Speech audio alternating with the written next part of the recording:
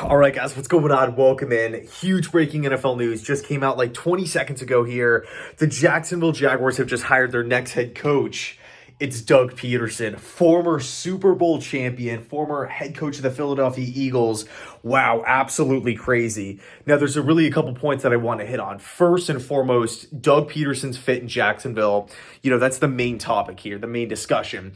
I like it. I think you look at what Doug Pederson did in Philadelphia. He was a player's coach. Everybody bought in. Obviously, everybody knows about the Super Bowl, the playoff run with a backup quarterback in Nick Foles. I think Trevor Lawrence needs an offensive-minded guy. I think Trevor Lawrence needs somebody to take the pieces that they have on offense, the Travis Etiennes of the world, the Laviska Shenaults of the world, and put those guys in the best position to have success to make Trevor's life easier. They also need to acquire talent, through free agency in the draft. And the good news is for Jacksonville, they not only just have a lot of money, but they also have really, really high draft picks. So Doug Pederson obviously took the season off last year to kind of refresh, charge his batteries. And now he's going to Jacksonville, with the former number one overall pick and Trevor Lawrence at the helm. And they have the number one overall pick again this season. And not to mention, the first overall pick and the first pick in the second round and everything like that. So bottom line is this: Jacksonville, they need a lot of help. They need a lot of talent. They need more bodies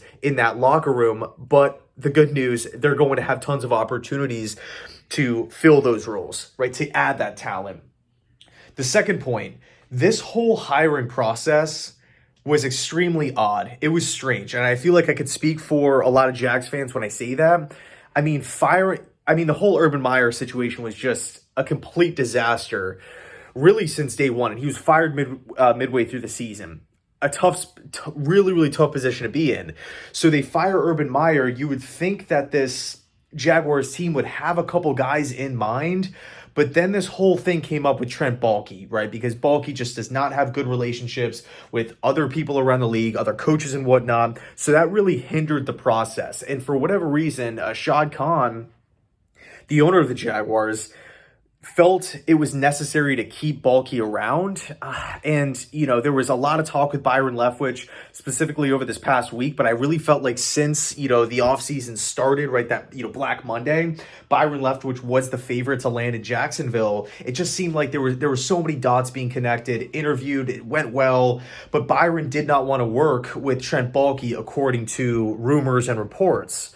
So then it was almost like a standoff. It's either me and my GM candidate that I want to work with from Arizona, or it's Trent Baalke and you could go find somebody else to coach the team. And it's looking like Shad Khan opted to go with Trent Baalke.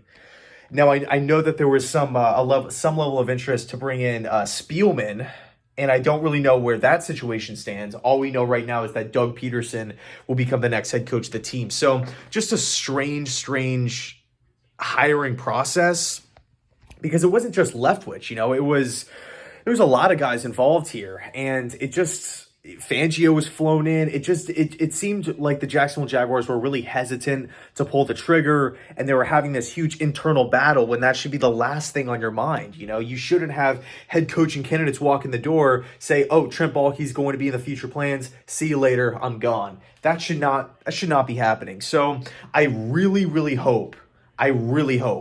But actually, real quick before I say that, I do like the Doug Pederson hire. I think when I look at Pederson, I think it's a good fit. But with that said, I really hope Khan did not settle here and say, "Hey, you know what? I really want to keep Baalke in place, so we're going to go with the fourth option in my mind, which is Doug Pederson." I hope that's not the case. But the good news for Jacksonville, I don't think this is going to be a disaster. I think Doug Pederson will come in and he's really going to get the players to buy in. So anyway, let me know your thoughts down below in the comment section. Thanks so much for watching. And as always, go Jets.